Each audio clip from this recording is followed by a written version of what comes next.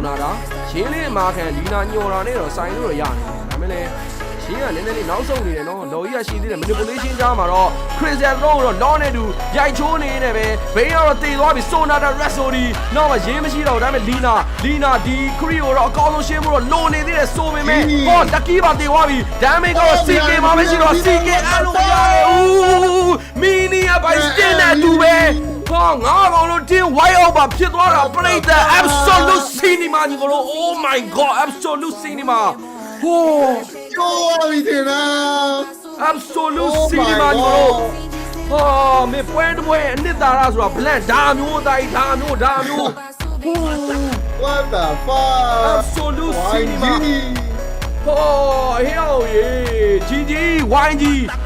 ငါကောင်လို့တင်း white out တော့3ယောက်ထဲနဲ့တဖန်ပြသွားပြီးတော့သလုံးပြေးချိုးသွားနေတာတခုမှ2-1ရေရနဲ့ stay ဒီဒီပါတိုက်နေခဲ့နေပဲအာမချောင်နဲ့ဆိုတာကပြောနေခဲ့ပြီပဲဖြစ်ပါတယ် oh absolute cinema ညီကိုတို့ဟောဘလဲရောဟာ